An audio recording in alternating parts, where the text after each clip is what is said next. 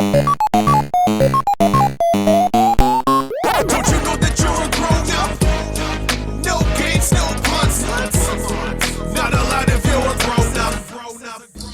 as I understand it, Pac-Man Fever came first, and then the album followed shortly thereafter. Yeah, that's right. Where did the idea for Pac-Man Fever as a single come from, and how did that evolve?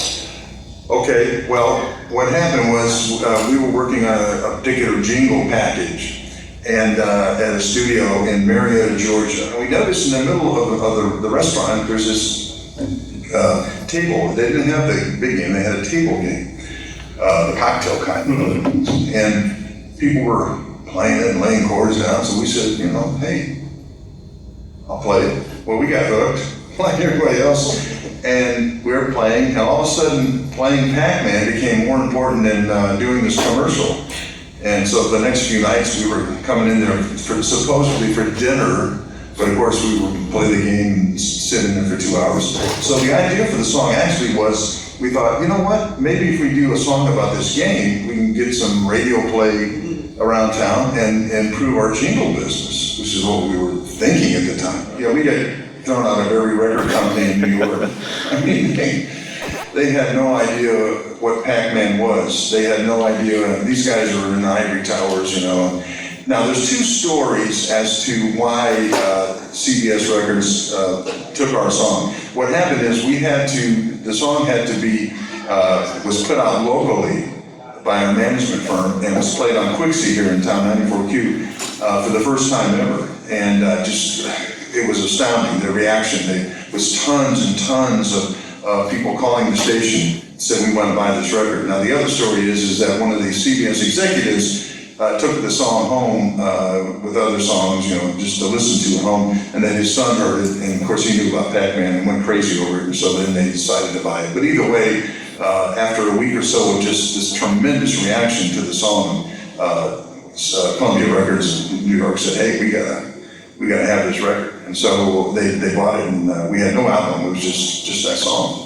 We were hoping to just go ahead and do a regular album of some songs, and because we were pop songwriters and we had a lot of songs we wanted to write, wanted to record. But then, I'll tell you a little secret, we had recorded 2 songs, regular songs, and then one of the executives in New York flew down to hear what we were doing.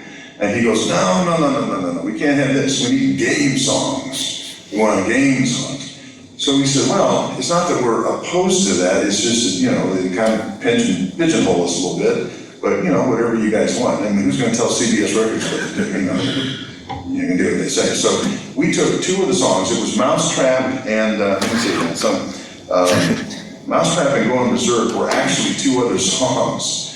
And we changed, we kept the whole music tracks and everything, just changed the lyrics and converted them into game songs.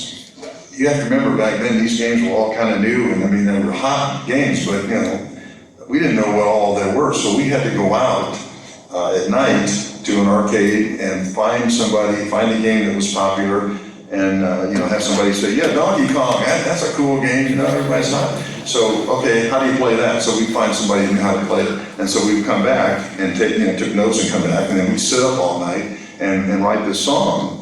And we tried to write a good pop song and then put the sound effects and so forth. And we didn't want to just, you know, put some junk out there with sound effects. We wanted to try to make a good album, you know, with good songs. This album took 26 separate contracts to put out to make sure that everything was okay. And that also included worldwide stuff. No, when we put this out there, we had no license for anything. Pac-Man, Nintendo could have shut us down right then, but they didn't want to because this was like a commercial for the product, and so we didn't really have any problem with that. And we paid a little fee to them. I mean, it was nothing compared to, you know, be glad to pay it 10 times that amount. I mean, we've been in The Simpsons, South Park, Family Guy. The Tonight Show, we've been in pretty much all the shows that have licensed our song at one time or another. One credit in the album that I wonder if you could explain, and in the detailed liner notes, it says credit to Jason's ray gun. Yes, Okay, my son, Jason, at the time, was a young guy, and at Christmas he got, back then they were, all kinds of electronic stuff was coming out, in the 80s, mid-80s, early 80s, and he got this gun and you could change the thing and squeeze the trigger and it would make these different sounds. So when we were doing the song, we then what could we do with this particular song? And so Gary said he had been over to the house at Christmas time and was playing with that toy. He goes, "Hey, let's put the space gun on there."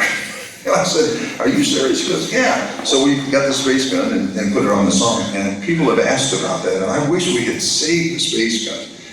It would be kind of a neat collector's item. Unfortunately, the space gun is gone, and I can't even remember what I can remember kind of seeing it was, but I don't remember. But that's the space gun story, Jason's space gun, gone forever. So we've mentioned Gary Garcia, obviously you're a collaborator and the co-author of Pac-Man Fever and the entire album. Close, yeah, best friend, yeah. Yeah, and I wondered if I wanted to pay a little bit of respect and give you an opportunity to talk a little bit about Mr. Garcia and his memory and what it was like working with him.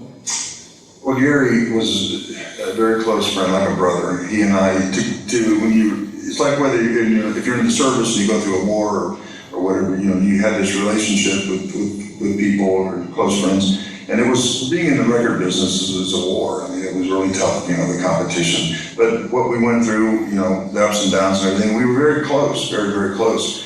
And I thought Gary was a tremendous lyricist. I usually came up with the music and the hook, like the idea for the hook, and then he would write the lyrics. But I mean, I got a pocket full of quarters, I'm headed to the arcade. I mean, that's a classic line that's used newspaper articles, it's in this area, it's an amazing line, and that was his line.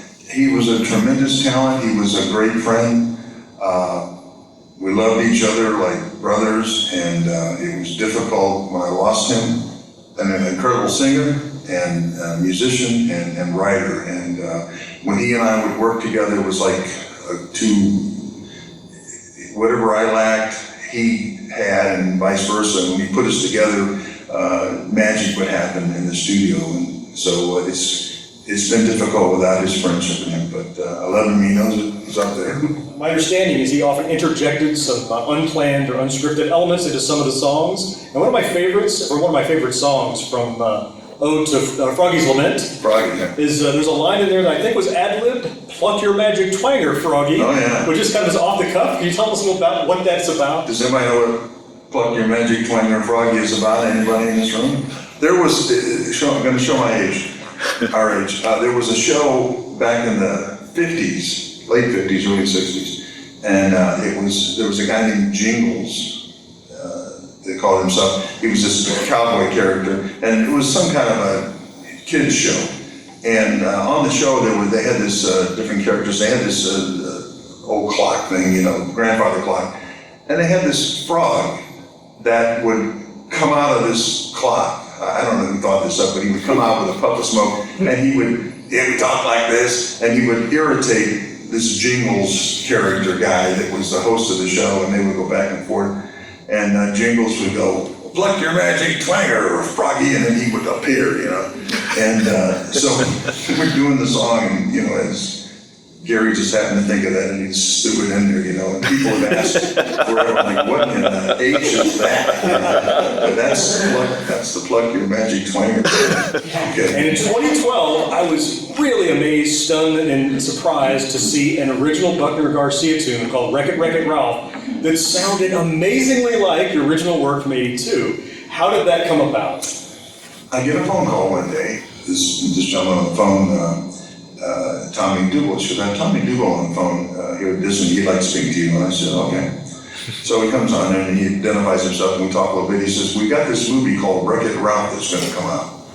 And we have a song in the movie, a song written for the movie. And it's already written, but we would like you to do it." They were going to have, what's the guy that plays Ralph, the actor? Oh, John C. Reilly. John C. Reilly. Anyway, they didn't want him to do it. They decided he couldn't do it. And then Tom said, "I'm a big fan of you guys. I love your music." And he said, "And we thought it'd be perfect for you to do." And he said, would you be interested in doing the song? And I'm thinking, see, Walt Disney doing the song for a movie? Maybe. Of course, in the song, I wanted Gary to be a part of that somehow. He had just passed away a few months before. And so we took his lead vocal out, and in Pac-Man, you can hear him where he goes, ugh, in the Pac-Man, original Pac-Man. So we pulled that out, and we stuck it in Wreck-It Ralph in the middle of the guitar solo, and you can hear it when you play it where he goes, ugh. And so he could be a part of the song with us. Before we let you go, maybe you share with them how they can follow you and find you and keep track of what you're doing. Yes, BucknerGarcia.com. That's simple, BucknerGarcia.com, and you can check us out. Thank you again for coming. Thank you. Thank you very much. Thank you all.